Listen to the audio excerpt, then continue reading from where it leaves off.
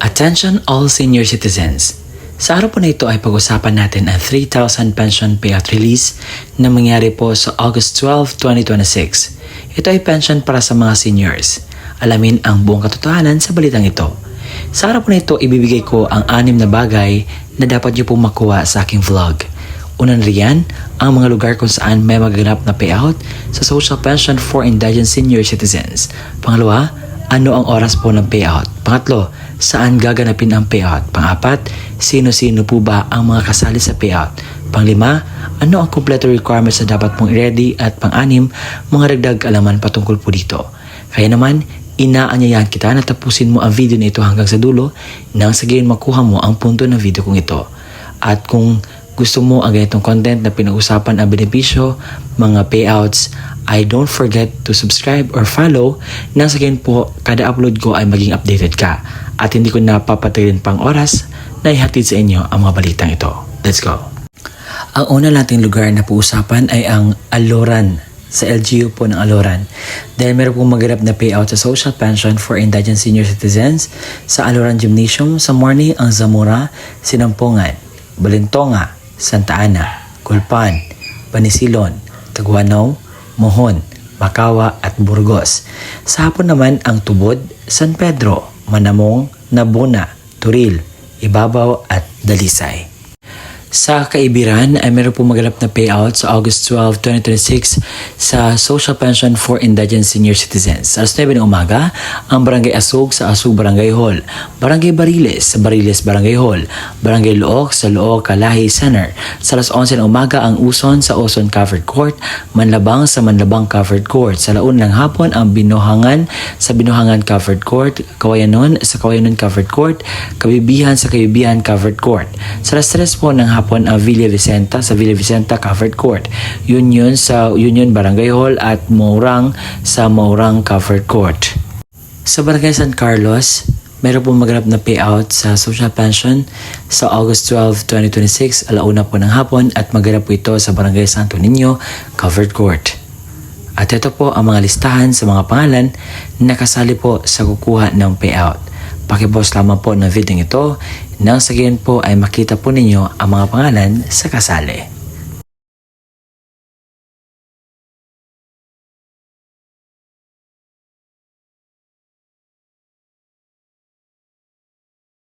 Sa Barangay Sinian sa Balingaw, Misamis Occidental ay meron po maganap na payout sa August 12, 2026 alas 9 hanggang 12 po ng tanghali sa Sinian Covered Court.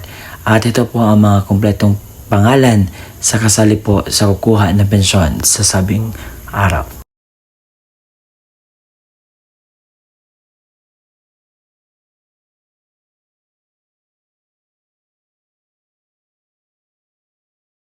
Sa lugar po ng Nabalawag ay meron po maganap na payout sa social pension for indigent senior citizens sa August 12, 2026 sa Barangay Kudarangan.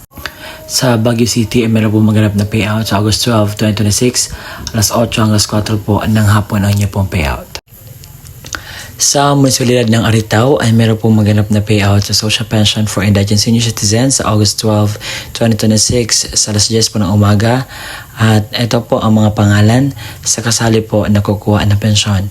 Pakipost lamang po ng video ito. Apatamin mga barangay pa pala aking mabasahin. Sa alas 8:30 ang barangay Poblasyon, alas 10 ng umaga ang barangay Bangahan, sa afternoon ng mga unpaid o hindi nakakuha sa Kumon, alas 8:30, alas 10 ng umaga naman ang Bite, at sa mga unpaid o hindi nakakuha ng payout ay pupunta po kayo.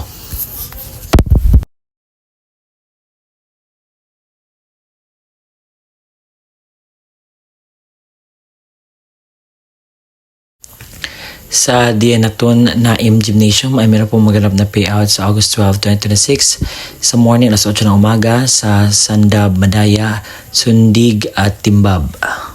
Pag-usapan po natin ang Talibon dahil meron pong magaganap na payout sa social pension sa August 12, 2026. Sa Team A, sa venue po na si Katuna, sa Barangay Magsaysay na may 78 pensioners at si Katuna na may 123 pensioners. Sa venue po na San Roque, sa Barangay Zamora, 126 pensioners. San Agustin, 243 pensioners. At San Roque, 148 pensioners. Sa Team A naman, venue po ng Bagakay, sa Bagakay, 163 pensioners. Sa Rizal naman ay 89 at sa Burgos ay 79. Hapon po ang payout. Sa venue ng Santo Niño, sa Santo Niño may 202 pensioners, San Carlos may 117 pensioners at Halige na may 134 pensioners. Hapon po ang pong payout. Sa Albay, meron po maganap na payout sa munisipalidad ng Kamalig sa August 12, 2026 sa mga barangay na ito.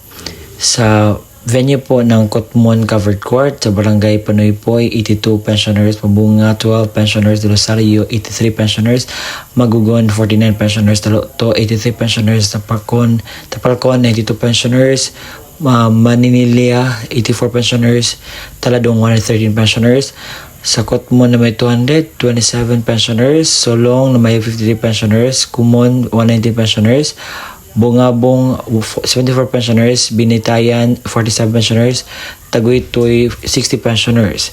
Sa venue po ng Parianan Covered Court, ang pensioners po ay sa Natirlan, 68 pensioners, Binadirahan, 41 pensioners, Kabrahan, Pekin, so 42 pensioners, Pariaan, 54 pensioners, Ilulian, 101 pensioners. Manayawan, 70 pensioners. Muti, 61 pensioners. Sa Palanog, 110 pensioners. Sa Barangay Pugos, Kabugaw, Ilocos Sur, meron po maganap na payout sa social pension. Sa Pugos Covered Court po magaganap sa August 12, 2026, alas 10 po ng umaga.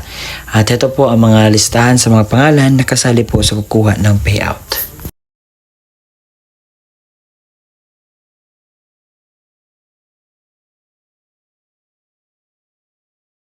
Sa Bagong San Jose, meron po maganap na payout sa August 12, 2026 sa Barangay San Jose Covered Court sa alas 8 hanggang alas 5 po ng hapon ang pong payout.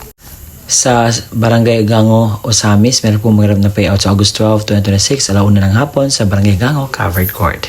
Sa probinsya ng Cagayan, sa munisipalidad ng Rizal ay meron po maganap na payout sa August 13, 2026.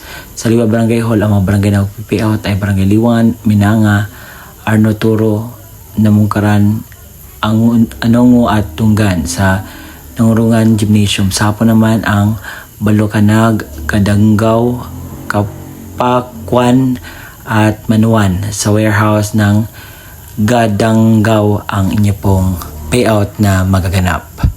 Ang laging tanong at tinatanong sa akin kung legit ba itong payout na sinasabi ko. Ang sagot po nito ay oo naman po. The active social pension law in the Philippines is Republic Act number 11916, which is amended Republic of 1994, providing a monthly stipend managed by Department of Social Welfare and Development or DSWD na magkaroon po ng 1,000 per month. At sa puntong ito, pag-usapan natin ang requirements para sa social pension payout. Una, ang authorized representative or out of area. Please prepare 4 na copies of valid ID sa senior citizens and PhilSys ID with signature or thumb mark. Authorization letter with complete details, screenshot of a clear video calling showing the senior citizens and authorized representative holding an updated calendar and authorized letter. Valid ID of the authorized representative with signature and thumb mark. Sa authorized representative, please prepare 5 kopya ng original na valid ID of the senior citizens with photocopy, death certificate with complete details, warranty and release from liability form, valid ID of authorized and representative with signature or thumb mark. Kapag naman ang mismong senior citizens ang pupunta at kukuha sa pension niya, ito ang kinakailangan niyang i-ready. 4 na kopya ng valid ID ng senior citizens at PhilSys ID with signature and thumb mark.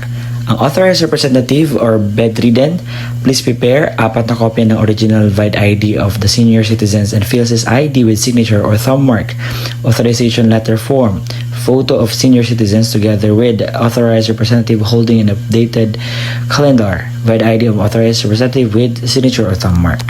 At yun po ang kumpleto na mga detalye sa balitang ito na sana'y marami kayong nakuha na aral dito.